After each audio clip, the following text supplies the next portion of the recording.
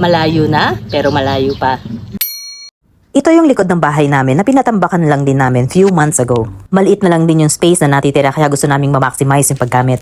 Nung matambakan, naisip namin maglagay ng hituan. Actually, dapat paupahan. Kaya lang matagal ang return of investment. Kaya hituan ang naisip namin. Wala kaming idea pareho ni paring Ethel kung paano mag-alaga ng hito pero paborito niya yon, mahilig siya sa isda. Kaya sana mag-workout. Nag-aral lang kami sa Facebook at saka sa YouTube.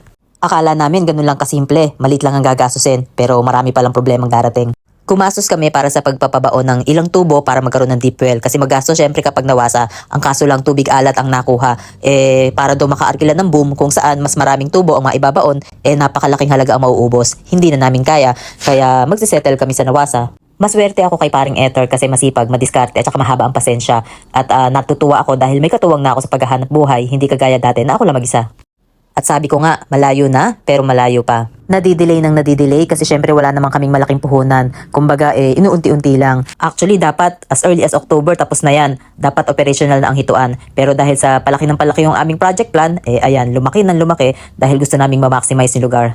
Para na din isang gawaan na lang. Pero alam nyo, pag tinitignan namin yan, malaking sakripisyo ang nilalaan namin para dyan. Bibihira na kaming kumain sa labas. Nangangayayat na nga ako. Ayan, itsura ko habang nagba-voice over. Mugto pa mata at ako galing sa iyak sa aking napanaginipan. Mabalik nga tayo. Hindi nyo alam kung gaano ang sakripisyo namin para maski papaano mabuo yung ganyan. Halos hindi na nga kami nag-uusap ni paring Ether sa bahay dahil ako talagang todo racket online. Si paring Ether din hindi na alam kung paano hahatiin ng katawan. Narong nasa bukid, narong nagbavan, narong tumutulong dyan. Siya pa yung laging gumagawa sa bahay at ako nga hindi maasahan. Laging nakahilata, naka-aircon sa kwarto habang nag-online. Dahilan, tamad ka lang. Pero kahit todo tipid kami, hindi pa rin kami nakakalimot. Maski papano, nagbibigay pa rin kami. Lalo-lalo na dun sa mga sumusuporta. Kaya kahit hindi ko binibideo lahat, napakarami kong nabibigyan na hindi nabibideo. Pero simpleng mugs lang, simpleng bigas lang. Minsan may grocery, minsan may Gcash, pero talagang hindi ako sanay ng binibidyohan. Siguro balang taon, pero sa ngayon, okay na yung alam nyo na merong mga nabibigyan. Malaki po ang pasasalamat ko dun sa mga taong sumusuporta po sa amin na nagtitiwala sa amin. Kaya maski papano, nagbabalik tayo.